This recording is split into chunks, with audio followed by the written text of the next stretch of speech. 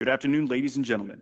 On behalf of the presiding official, Lieutenant General Retired Paul A. Chamberlain, the United States Army, welcome to today's promotion ceremony in honor of Brigadier General Paige M. Jennings, Director of the Manpower and Personnel, the Joint Staff. We want to extend a warm welcome to distinguished guests, Ms. Christine Obadal, the Honorable Mr. and Mrs. Maggie Spear, Vice Admiral Fred Ketcher, United States Navy, Vice Admiral Peter Garvin, United States Navy, Lieutenant General Todd Isaacson, United States Army, Lieutenant General Mark Bennett, United States Army, and Lieutenant General Retired Thomas Horlander, United States Army. Online, please welcome Lieutenant General Retired Ed Cardon, United States Army, and Mr. Aaron Gillison. For community leaders, general and flag officers, members of senior executive service, both active and retired, soldiers, Marines, sailors, airmen, and guardians, Department of War civilians, friends and family of the Joint Staff, the National Defense University, and the Greater National Capital Region. Thank you all for joining us both in person and virtually. Ladies and gentlemen, please rise for the arrival of the official party, the rendering of honors to Lieutenant General Retired Chamberlain, who is deferring honors to Brigadier General Jennings, the singing of the national anthem by Amanda Weathers, United States Air Force, and remain standing for the invocation delivered by Commander Crystalline Whalen, United States Navy.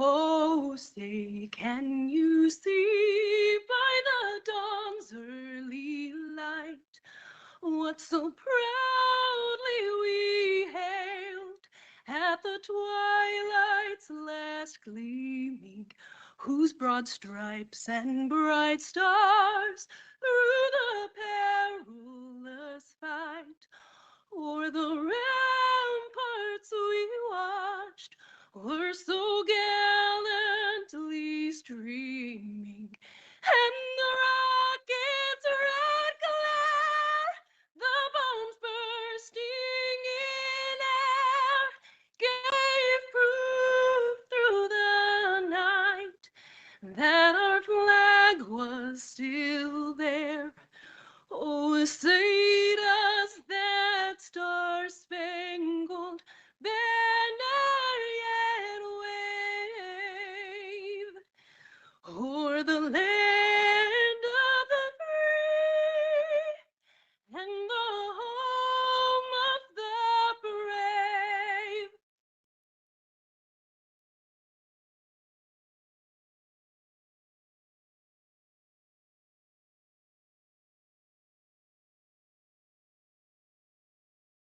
Let us pray.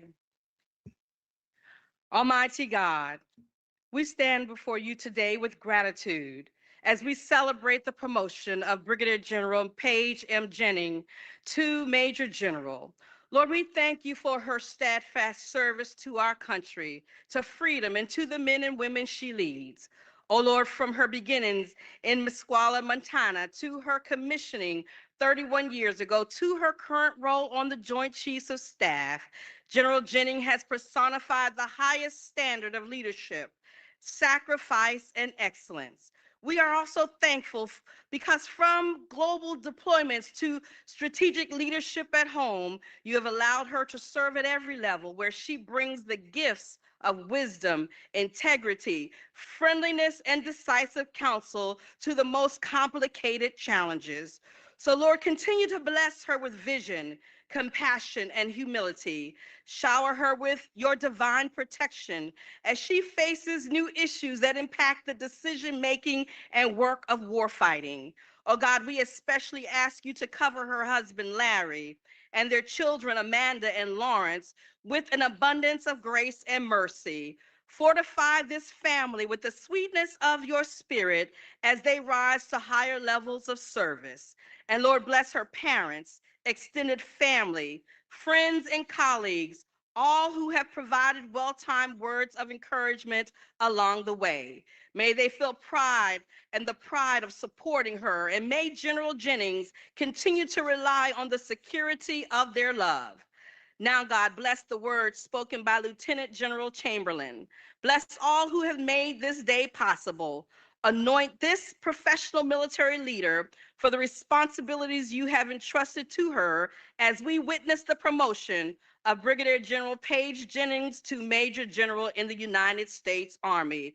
Glory to God, and we all say amen, amen, and amen. Thank you, Major Weathers and Chaplain Whalen. Ladies and gentlemen, please be seated.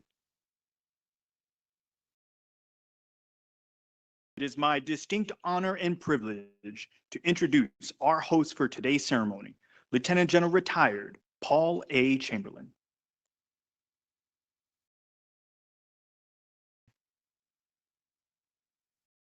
So most people who know me know that I can't stand on the stage because I don't like being on a stage. And I know Paige made sure that her staff knew that I was not going to stand still, that I have a habit of walking around. And if there's a camera, I will probably walk at a camera. And I'm sorry, good luck. Today is an awesome day. Awesome for a lot of reasons. We get to promote a tremendous officer, but I got to meet an incredible family and extended family and friends. So welcome, everybody. Welcome to Fort McNair. Who here has been to Fort McNair before? So a lot of people. You know about Fort McNair? Yeah, that's what I thought. So, hey, Fort McNair, it's on about 28 acres. It's a small installation. It's a little installation in the middle of Washington, D.C. It's on a point. The name of that point is called Buzzard's Point, which is kind of cool. But you know what a point is? It's a geographic description of a landmass, but it's where two rivers come together, the Anacostia and the Potomac. So that's how Fort McNair, the description of it. And it was established in about 1791 as part of the defensive network for our capital, for Washington. At the time, it was called the Washington Arsenal. At the Washington Arsenal, it built munitions, kind of like every other arsenal. And during the Civil War, the arsenal built munitions for the Union forces, and it was really had a workforce that was made up of mostly women. Why? Because supposedly they had smaller hands and they were able to roll tighter fuses for those munitions. Also because they had supposedly better attention to detail, and I can attest that you have better attention to detail. Fast forward to 1948. 1948, Washington Arsenal was renamed Fort McNair, named after Leslie J. McNair. Lieutenant General McNair was considered today the father of the modern Army. He had us come and develop the different formations, different training techniques, and equipping, and is credited for developing the Army and making sure that the soldiers who were deploying in World War II received the proper training, to include live fire training, and we continue to do live fire training today. We'll jump forward again to current day. So today, Fort McNair houses the National Defense University. The university has a series of colleges and other education centers. Now, in my opinion, the best college is the Dwight D. Eisenhower School for National Security and Resource Strategy. Why? Because that's the school that Paige and I went to. Now, Paige and I went to school there 10 years apart. but it's still the best school here. And there's that other college, National War College. I could always count on one, but that's Fort McNair today. So, welcome. I'm glad it stopped raining because this morning I thought we were all going to have to take a boat here. It was, at least out by us, it was raining cats and dogs. So with that said, I know that a number of our distinguished visitors were already recognized, but I'd like to recognize some more. Christine Obadal, thank you for being here. Undersecretary Obadal really wanted to be here. I saw him 2 weeks ago at Jim Mingus's retirement. He was roughing up his staff at that point, trying to get them to reschedule and rework the calendar. I know he really wanted to be here. But Christine, we're glad you're here representing. Thank you so much. Honorable Spear, you said something to me, I don't know, a year or so ago about thanks for always being there and coming to events. So you're at almost every single significant event, and even some of the small ones. So thank you for always being here and setting the example for all of us. We're so happy that you and Maggie were able to make it. Thank you. Gentlemen, thank you. We appreciate it. And to all the rest of the senior leaders and the staff who are here, thank you, particularly the Imperial Joint Staff. I say that as a term of endearment. And to all of the other leaders who are out there in the audience, thank you for showing up. It's a testament to Paige. I'm going to start today a little bit differently than I've done other promotions. I'm going to read a series of quotes. I'm not going to tell you who said the quotes. That'll probably become clear as Paige does her remarks. But let me read them. And all I want you to do is just to remember them, keep them in the back of your brain housing group, and then I'll probably circle back around to them a little bit later. So the first one, leadership is all about people and getting the most out of them. As a leader, you set the tone for your entire team. Perpetual optimism is a force multiplier. I am talking about attitude that says we can get things done. We can achieve awesome goals. We can be the best. There is no such thing as an unimportant person in an organization. One of the greatest talents of all is the talent to recognize and develop talent in others. It ain't as bad as you think. It'll be better in the morning. And the last one, the most important thing I learned is that soldiers watch what their leaders do. You can talk at them all day long. You can train them forever, but it is your personal example that they will follow. So again, just think about those quotes as we work through the ceremony with Paige. All right, so first, we have a lot of friends and relatives here. So a couple of folks I'd like to recognize. We've got Colonel Retired Alan Lindley and Laurie. Are you here? We also have Chris and Corinne Zimmerman and Will Lewis. These are members of Paige's first unit. They knew Paige when she was lieutenant. Boy, do I have questions that I would love to ask.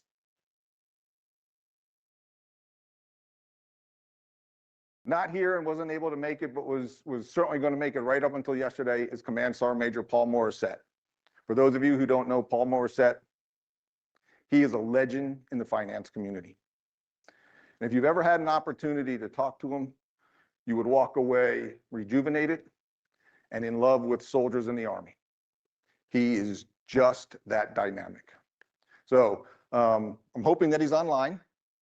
And Sergeant Major, we're sorry that you're not here, but thank you for setting the example, not just for Paige, but so many other officers, soldiers, and NCOs in our Corps and the Army.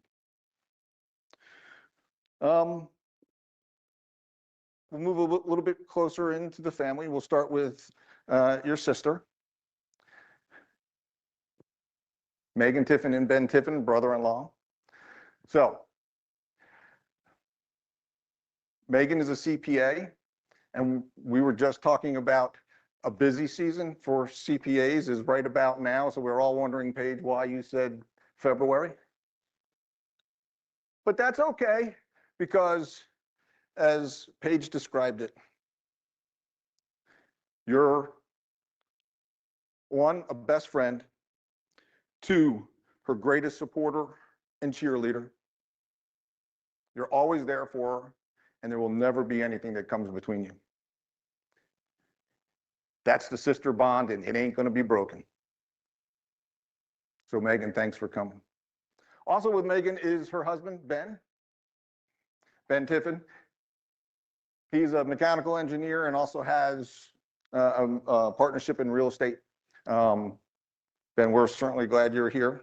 It's exciting that you're able to support, and I understand that you come to all the significant events. And there's some things that you've been doing with Larry on the side. With them is Adeline and Bryn. Adeline is 16 and she's a freshman, right? Did I get that right? Freshman in high school. She likes math, and I've been trying to do some early recruiting because we do math in the Army. Look at the role model. But she's also a soccer player. She plays mid-center. So she loves offense. But she's not so bad on defense either, I understand. And then we have Bryn, who is 12, 7th grade. She too likes math. Now, I think I have a better chance of getting Bryn into the Army. At least that's what it seemed like a little bit ago. But Bryn is in volleyball. She's on the rear line. I asked her if she likes to get up to the net, and she said, "I'm just not tall enough yet." Don't worry, you'll get there, I promise. But we're glad you're here to support your aunt. And speaking of aunts, we have Aunt Kana and Jim Popno up from Texas. Aunt and uncle, right? Ma'am, sure, we are so happy that you're here to celebrate with the family. It is exciting, and being able to participate in it with you is just an honor. We'll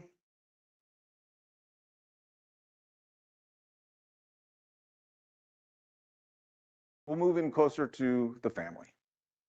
And I think what I'll do is I'll start with your mom and dad. So your mom and dad are online. Unfortunately, they weren't able to make it. Natalie and Alan Stoll. They are in Missoula, Montana.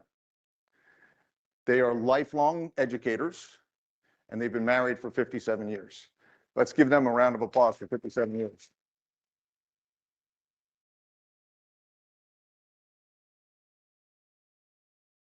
So between the two of them, they have over 80 years of experience in education. And they have always tried to go above and beyond for their student bodies. Alan was an industrial arts teacher, and Natalie was an accounting and business teacher, but she also was the advisor for the yearbook, and Alan was the coach for softball and volleyball. Two tremendous people.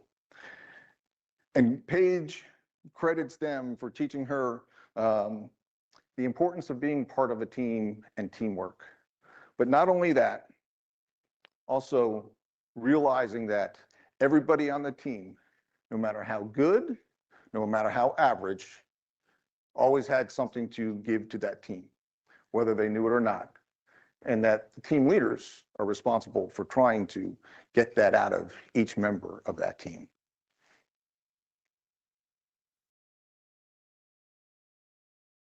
Amanda. So I just met Amanda. It's almost a mini me. But Amanda is in her 3rd year of medical school. She's in a program with the University of Montana, but through the University of, and I'm going to mess this up and she'll correct me, the University of Montana and the University of Washington, and it's part of a program where between the states of Washington, Wyoming, Alaska, Montana, and Idaho. Did I get it right?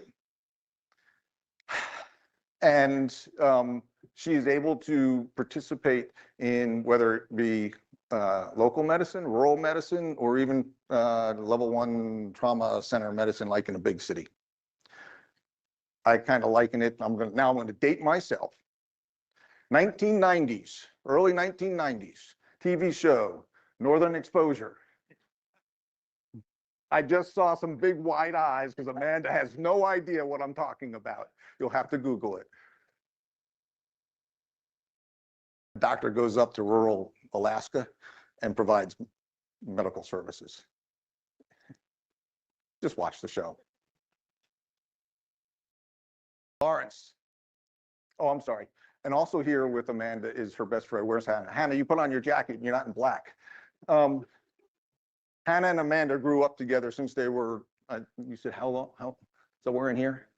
So Hannah, we're glad that you're here supporting not just Amanda, but also with Paige.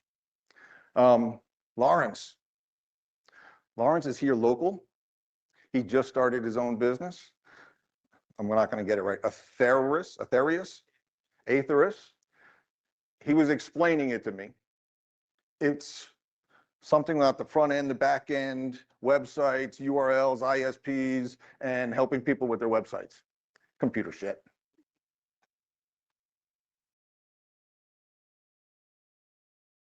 It sounded cool, and he showed me some examples. It's pretty amazing.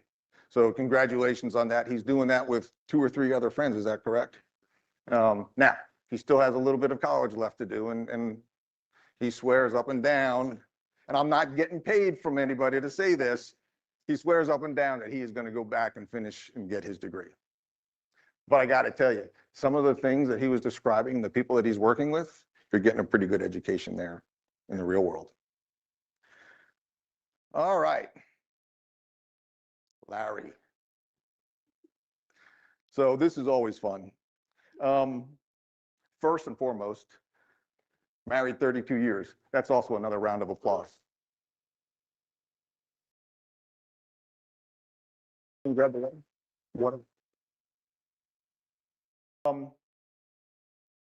Larry works with MITRE and supports the Army around the world. In fact, I think you said you just got in recently from an overseas trip. So obviously being here, you didn't have a choice in, but we're glad that you're here. So you always learn something when you do these because I make people fill out cards. And I asked Paige, how did you meet Larry? Kind of like most people do. They met in a bar. Not unusual, except for the rest of the story. So Paige went to the bar with another guy and ended up talking to some other guy the entire night. The question is, who was that other guy? It was her dad. They were going to a Garth Brooks concert. Now, apparently, in Montana, at 18, you can go to a bar. You can't drink. Paige wrote that down. You can't drink. But apparently, you can gamble and eat. I guess that's better. But she did find her lifelong mate.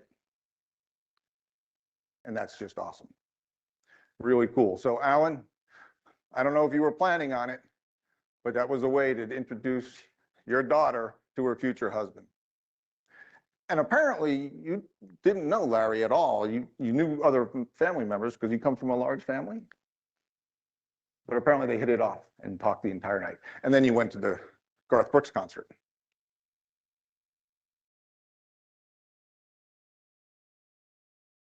Paige describes you as her rock of 32 years. Candid feedback, and always the first one to say, is it really that bad? So Larry, thank you. Thank you for being who you are and what you do. Our spouses are incredible people. The way they support us in the military, we can't do or achieve anything on our own without the support of our spouses and our family. They are tremendous. And Larry was the typical spouse, supported FRGs, coordinated play dates with the kids. And oh, by the way, at the same time, he would go get his master's degree. That's the kind of spouses that we have in our families. So thank you. Thank you for all that you've done. Thank you for being here. Okay, on to Paige. Paige, the family is from Missoula, Montana. So I didn't mention that at the beginning. And if you don't know where Missoula, Montana is, it's on the western part of Montana, almost all the way into Idaho. It's the second largest city in Montana. That's where the University of Montana is. It's also known as the hub of 5 valleys. Why? Because there's like 5 mountain ranges and they all come together. And I guess that was the only flat ground to build the University of Montana. But you're from there. And she got her degree from the University of Montana. But again, there's things that you learn when you have them write down these cards. She didn't go to the University of Montana at first. You were actually at Gonzaga for a couple of years. Not only were you at Gonzaga for 2 years, but she also had won an appointment to West Point. But you decided to go the ROTC route. Now, Paige didn't know anything about the military because there was nobody in your family that was familiar with the military. Is that correct? But her dad would shoot trap with the PMS at the University of Montana, and Paige would oftentimes run the trap range. And Colonel Tony McDermott was constantly talking to Paige about the Army and ROTC. And today, we have you getting ready to pin on Major General. So thank you to Colonel Tony McDermott. I like to ask folks what were some defining events in their careers and their life. And Paige said she didn't really think she had anything that was defining. Her entire childhood, she said, was defining. She said, Mom and Dad kept all of us busy. You know, I said, no, I don't know. She said, you know, like driving the tractor and baling hay when I was in elementary school. I'm like, elementary school? So my vision was Paige sitting there with her big smile on, driving that tractor or a combine. That's the vision I had when you described that to me. That smile right there. And of course, she was on a bunch of sports teams. And of course, she was the captain of those teams, all of which that she says helped develop her leadership skills.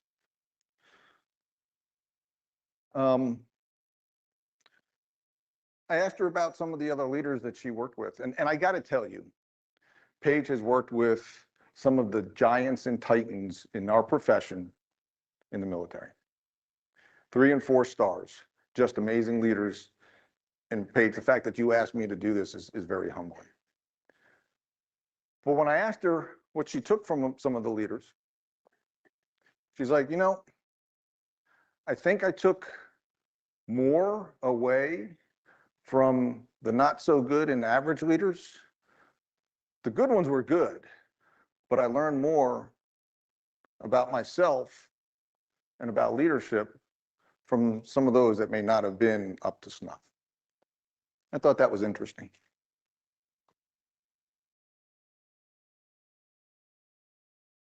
And then, of course, you also wanted to make sure that we recognized those individuals from your first unit, to include the commander, Eldon Mullis. I saw you. Yep.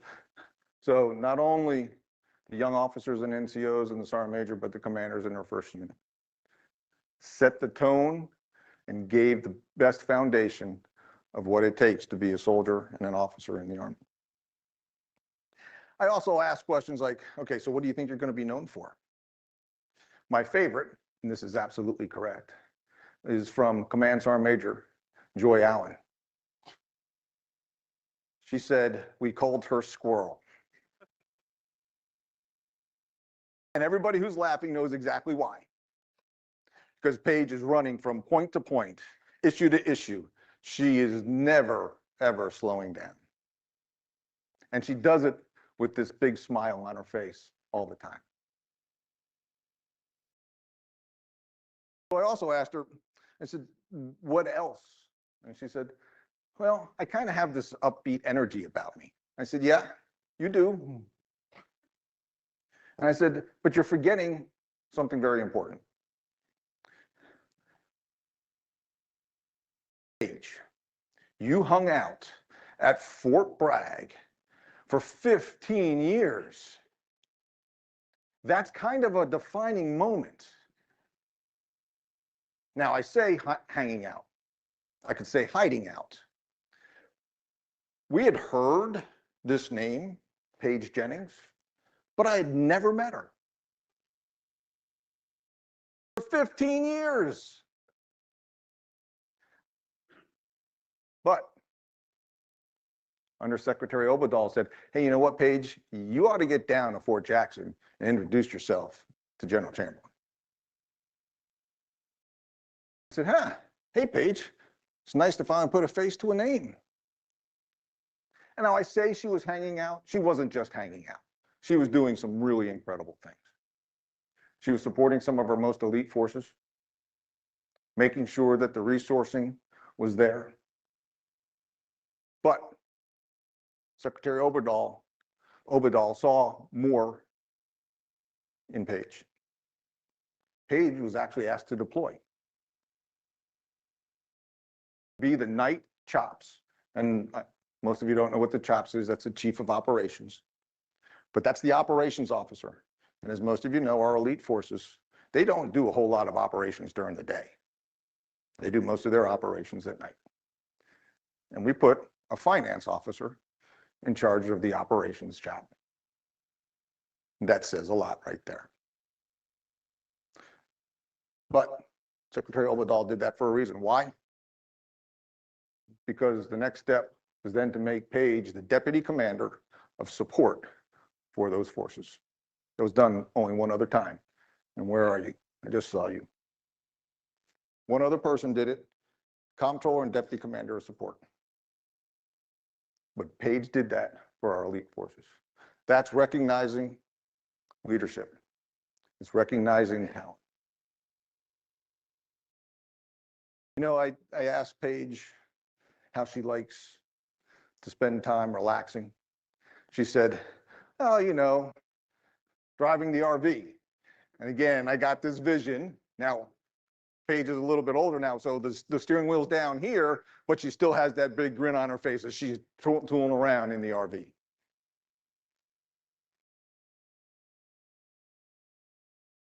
I asked about some other professional accomplishments and things, and one of them that she said was becoming airborne, having to overcome the fear of heights. Paige, I absolutely agree with you. It makes absolutely no sense why anybody jumps out of a perfectly good aircraft while in flight, when we know that that aircraft is going to turn around and go back and land. But we did it. The other thing that she's most proud of is helping to develop and mentor our junior officers and NCOs. And she does that really, really well. There's a testament to folks who are here in the audience. There's others across the Pentagon that have a lot to say and share about Paige, but again, a testament to you.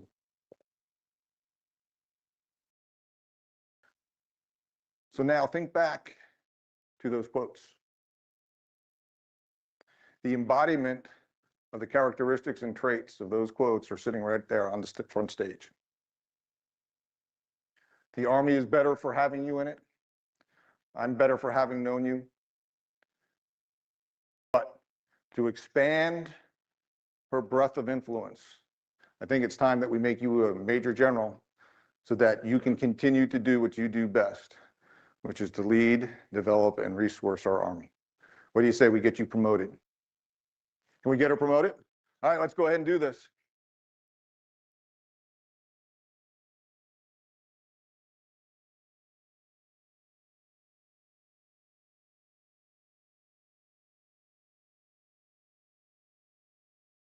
Thank you, sir. At this time, joining Brigadier General Jennings and Lieutenant General Retired Chamberlain on stage is the Jennings family. Her husband, Mr. Larry Jennings, daughter, Miss Amanda Jennings, son, Mr. Lawrence Jennings, sister, Mrs. Megan Tiffin, and nieces, Miss Adeline and Miss Bryn Tiffin.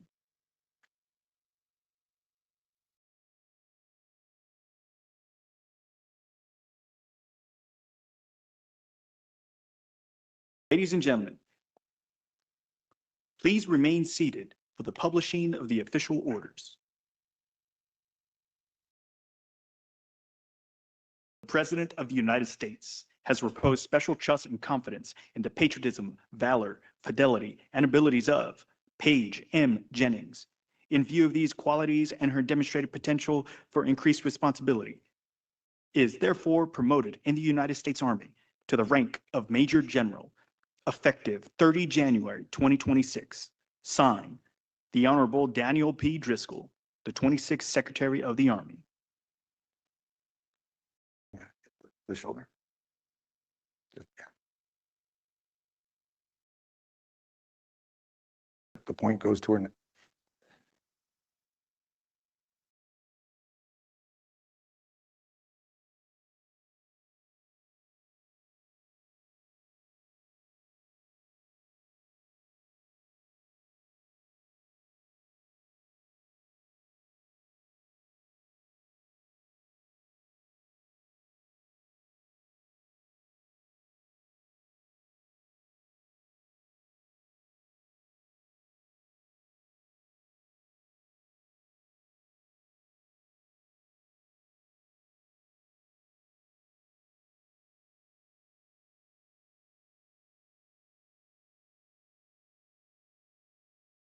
Right, you can help them put it on.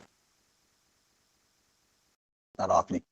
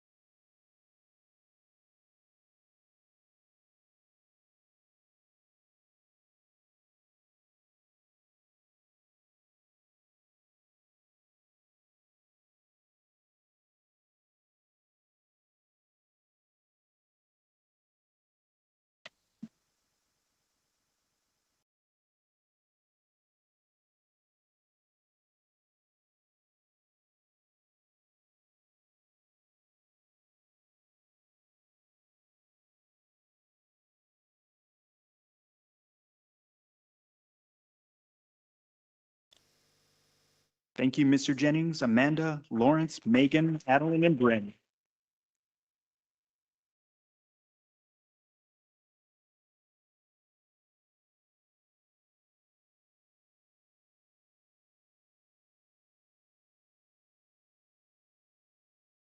At this time, Lieutenant General Retired Chamberlain will deliver the official promotion certificate.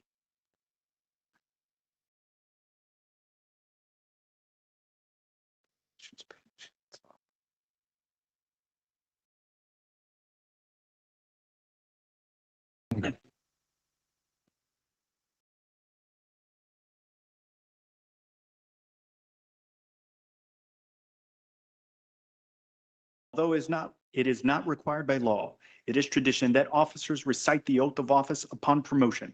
Please remain seated as Lieutenant General Retired Chamberlain administers the oath of office.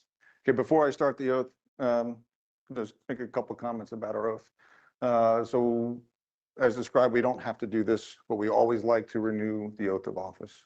And when we take our oath not to a person, not to a position, not to a legislature, not to a religion, not even to the flag itself. We take the oath to the values that are outlined in the Constitution. So please listen to the words. Raise your right hand, repeat after me. I state your whole name. I, Paige Jennings, Do solemnly swear do solemnly swear to support and defend the Constitution of the United States to support and defend the Constitution of the United States against all enemies, foreign and domestic, against all enemies, foreign and domestic, that I will bear true faith and allegiance to the same, that I will bear true faith and allegiance to the same, that I take this obligation freely that I take this obligation freely without purpose of evasion or mental reservation, without purpose of evasion or mental reservation, that I will well and faithfully that I will well and faithfully discharge the duties of the office discharge the duties of the office upon which I'm about to enter. upon which I am about to enter. So help me God. Congratulations.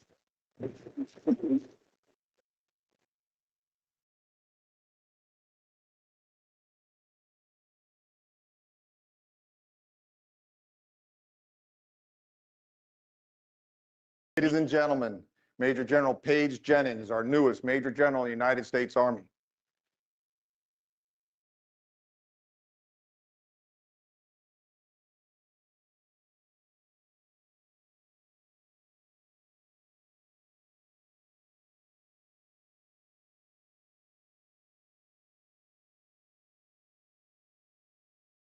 Thank you, ladies and gentlemen. Please take your seats. Throughout the history of warfare, a general officer's personal flag symbolized leadership on the battlefield. The original flags authorized for general officers were boat flags, scarlet in color. The use of flags were first authorized under General Order No. 4, dated 22 August 1903. As Army officers made official visits to naval vessels during wartime. At this time, please welcome to the stage the Senior Enlisted Advisor for Manpower and Personnel, the Joint Staff, Chief Master Sergeant Michel Lachance, United States Air Force, for the unfurling of Major General Jennings' two-star flag. Authorization of flags was further expanded in 1923 to include automobile, field, and office flags. Line officers had scarlet flags, and staff officers normally had flags of their branch color. Assisted by Chief Master Sergeant Lachance, and having been nominated by the President of the United States, confirmed by the United States Senate, and duly promoted to the rank of Major General, the two-star flag is unfurled in honor of Major General Paige M. Jennings.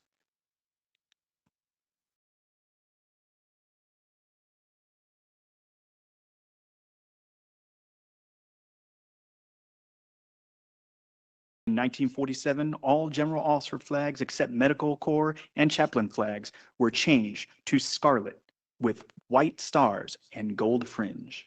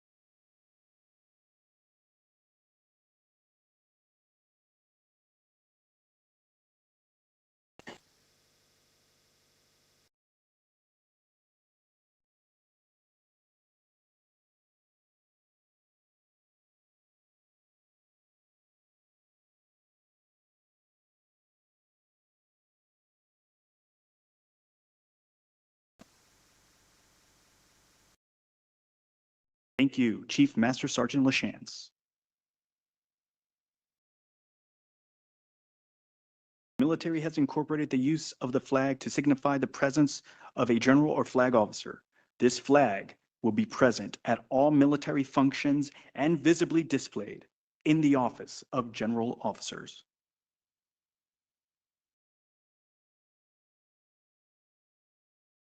Ladies and gentlemen, it is my distinct honor and privilege to introduce, for the very first time, the Director of Manpower and Personnel for the Joint Staff, Major General Paige M. Jennings.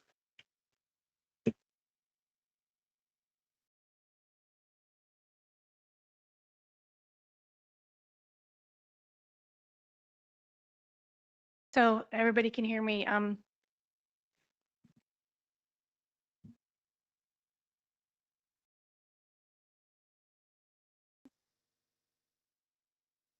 Those of you that know me know I'm usually not at a loss for words.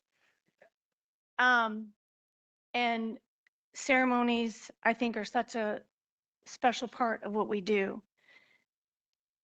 And in 31 years, I think this is the hardest ceremony that I've ever feel like I had to get through. And hopefully that'll be clear to you. I'm going to try and keep my remarks short because I look out in the audience and I really want time to spend with everybody at the reception and talk. But first and foremost, thank you so much for coming out. As I was telling Lieutenant General Retired Chamberlain, there is somebody here from every duty station that I have been at for 31 years, to include the Joint Staff. And I think that was a little surreal to me, and it was very humbling. And I didn't have any idea that that was going to occur. First, I would like to thank my wonderful staff on the J1. If you're in the J1, please stand up.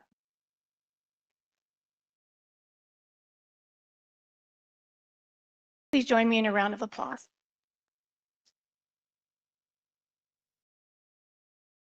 Thank you. I need to give a big shout out to Colonel Dwayne Wade, my Chief of Staff. I gave him about a week and a half to prepare this. As many of us know, I was at General Morgan's ceremony, I was at Rebecca's ceremony, and so on the 30th of January, which usually doesn't happen, usually we stair-stepped, they confirmed the whole list. So as you can imagine, there's been ceremonies all over the place. And so thank you, Dwayne, for everything that you've done. To my front office, Mr. Sean Lear, my vice director. Sean has affectionately picked up the title squirrel for me as well, as have all my team, Lieutenant Colonel Jeremy Brown, Lieutenant Colonel Brittany Morgan, and my front office from the prior year, Lieutenant Colonel Christina Aclivia and Lieutenant Colonel Sherry Bowling. Please join me in a round of applause for the beautiful rendition of our national anthem by Amanda.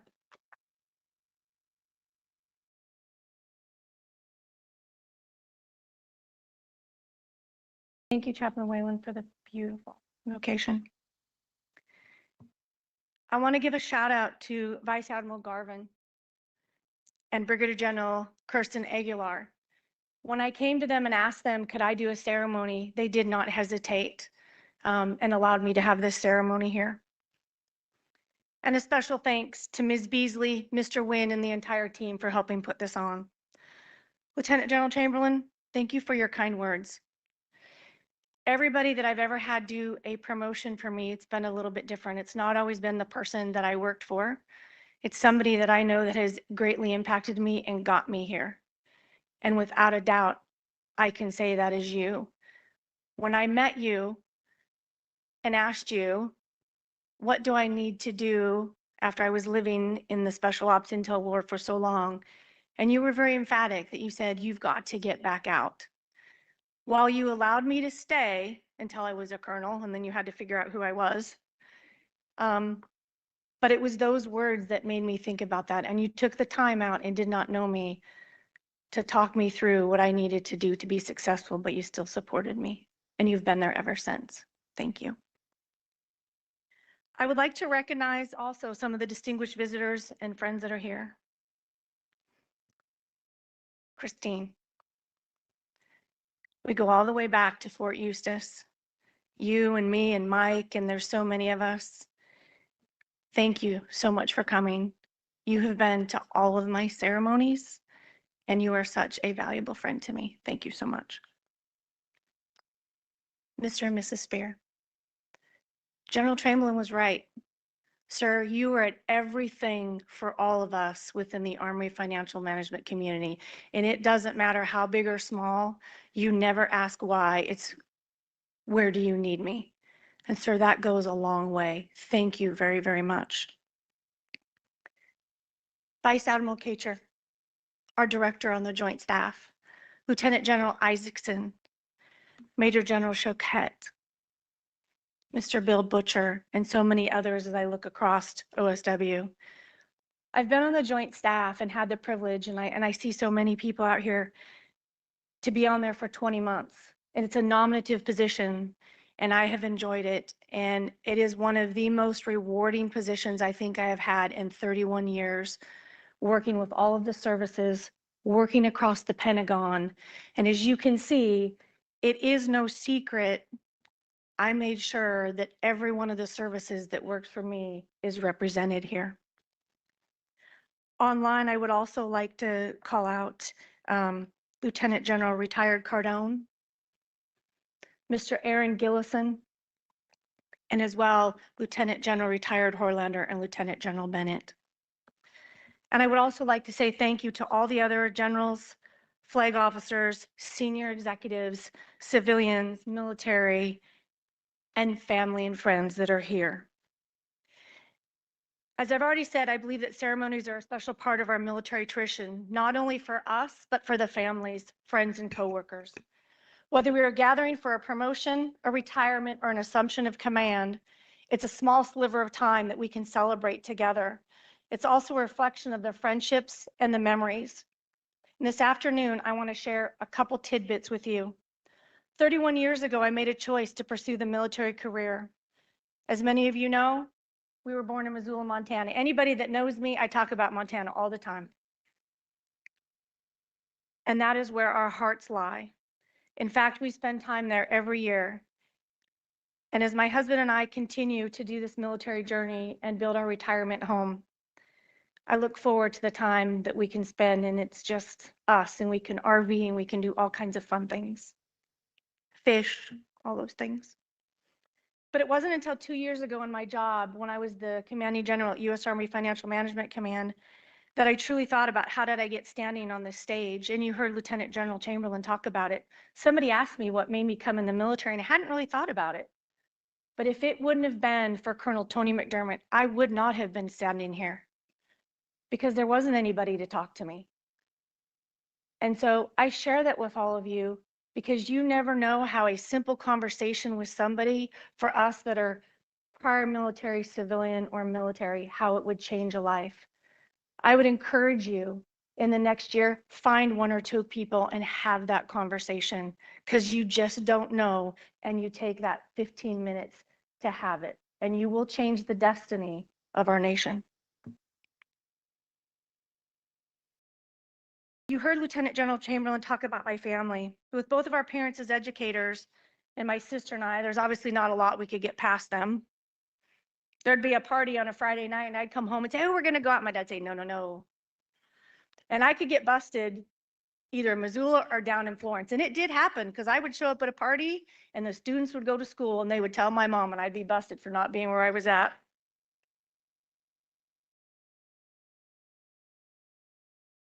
3 years ago, in 3 days, I pinned on 1 star. And I received advice at that time from Lieutenant General Retired Edward Cardone. I had spent 6 months working directly for him with a group. Where's Mike? Where's Ben Jensen? There was a little group of us, much to General Horlander's chagrin and General Chamberlain's chagrin, that got pulled over to stand up and figure out what this new 4-star command was at Army Futures Command. And we worked on that. And General Cardone became a mentor to me at that time.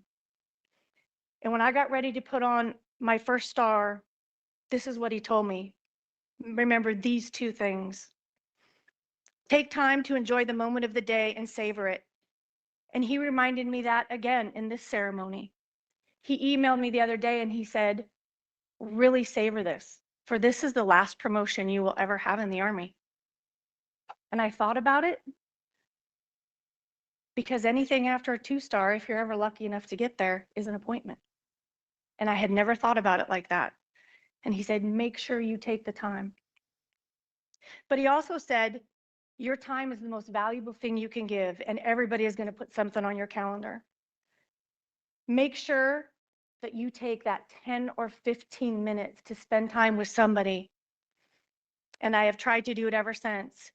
And I will tell you, one of the most special times, and for those, I see some of the people from U.S. Army Financial Management Command that are here, retired Sergeant Major Chris Reynolds, Mark Orders Wampner, and I know there's people online. We would always bring in people and we would do an oath of office for every civilian, and we would greet every new person that came into the command. And we had a young civilian and we brought her in. And at the end, she goes, can I just have a picture with you as a general officer? I've never met one.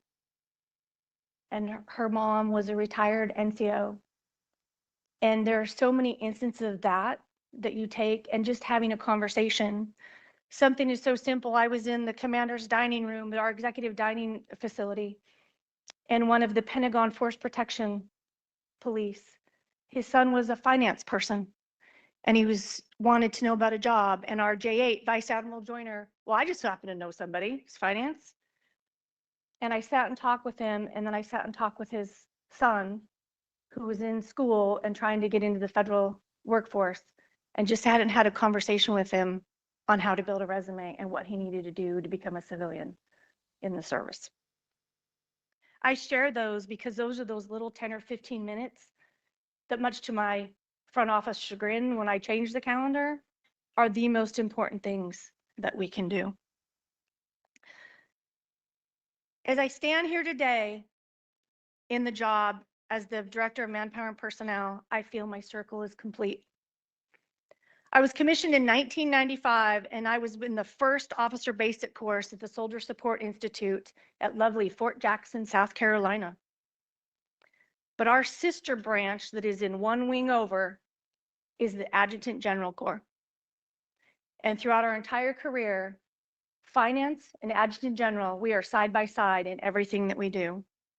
Who would have ever thought that I would have been able to serve as the Joint Staff Director of Manpower Personnel? Now, I will tell you, when I met Mr. Lear, he looked at me, he's like, you're not HR? I was like, no, I'm finance. But Sean, you've taken me in, you've continued to teach me, and to all of our HR professionals that work for us across all the services, you have truly taught me so much. To my HR Army people, Greg Johnson, Jen Wolkowitz, thank you so much for keeping me straight when I have a question. I have truly loved every job that I have worked, but in my 31 years, as I said earlier, I don't know that I've ever had such a most honoring job as the one now that I'm in. And that is because of what we do for the nation and what we do for the entire joint force. The U.S. military is truly the premier force in the world, where strength lies not only in what we bring to the fight, but who we bring with it, our people. And that is our soldiers and our civilians that are there. I already said, as you look across, every service works for me with the exception of the Space Force. And they're all part of this. They had to learn, we had to do some stuff. Mitchie, fantastic. She had to learn a little bit of Army D&C. But my staff did not even question. They jumped in to do an Army ceremony. As I look across the audience, I see many of you here. I never imagined I would be standing here today with so many tremendous leaders and civilians. I still cannot put into word my feelings after seeing the confirmation. And as I told General Chamberlain earlier, as I walked out here and saw everybody and I understood every assignment that I've been at, it's truly emotional, the amount of people that have come out. But it was truly surreal yesterday because my ID card was expiring on Monday. So my front